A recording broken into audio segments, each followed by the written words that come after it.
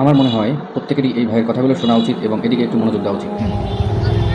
আমরা আসছিলাম হচ্ছে পুরা শুটিং ইউনিট নিয়ে আমরা টিএসসিতে আসছিলাম। তো টিএসসিতে দেখলাম যে একটা ট্রাকে করে আমাদেরকে মানে জনসাধারণের জন্য কিছু গিফট দিচ্ছে। তো এটা বাইরে থেকে দেখতে অনেকটা কিছুটা রেডিওর মতো। তো আমরা এটা মনে করি আর কি আমাদের কাছে দেয়া হলো এই যে সোলার সিস্টেম আছে, খুবই অত্যাধুনিক প্রযুক্তি বলা যেতে পারে। এখানে লেখা হচ্ছে বাঙালি মুসলিম, কিন্তু এটা প্রচারণা করছে হচ্ছে সাধারণত খ্রিস্টান মিশনারি যারা আছে তারা এসে এটা দিয়ে গেছে। চার্জারও আছে।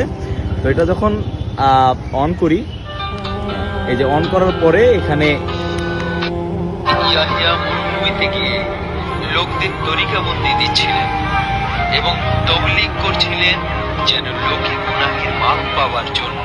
মানে আমরা এটা নিয়ে আমরা যেটা দেখতে পারলাম সেটা হচ্ছে যে তারা খুব সূক্ষ্মভাবে তাদের খ্রিস্টান মিশনারির যে কাজগুলা সেগুলা তারা পরিচালনা করতেছে এবং এতে আমার মনে হয় যে কোটি কোটি টাকা বিনিয়োগ আছে। কারণ সারা বাংলাদেশের বিভিন্ন জায়গায় উৎসুক মানুষ যে হয় এটা কি দিচ্ছে আসলে, এটা নিতে গিয়েও কিন্তু এইগুলা নিচ্ছে এবং শুনতেছে।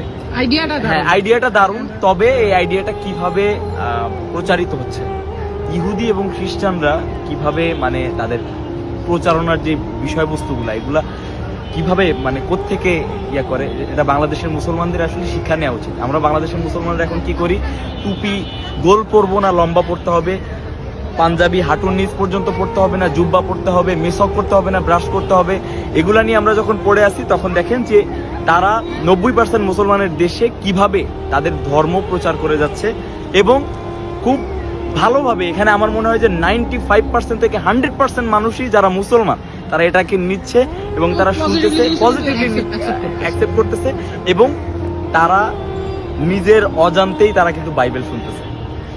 তো বাংলাদেশের মুসলমানদেরকে প্রতি অনুরোধ থাকবে যে আপনারা আপনাদের জায়গা থেকে অনেক সুযোগ আছে নিজেদেরকে বা ইসলামটাকে প্রচার করা। আপনারা সেই সুযোগটাকে হারায় ফেলতেছেন। আপনারা হচ্ছে ইসলামটাকে শুধুমাত্র মসজিদের ভিতরে করে ফেলতেছেন নির্দিষ্ট একটা সময়ের জন্য। 5 ওয়াক্ত নামাজের সময় ইসলামটাকে করে ফেলতেছেন, বাকি সময় আপনারা খুবই নিজস্বতাবাদ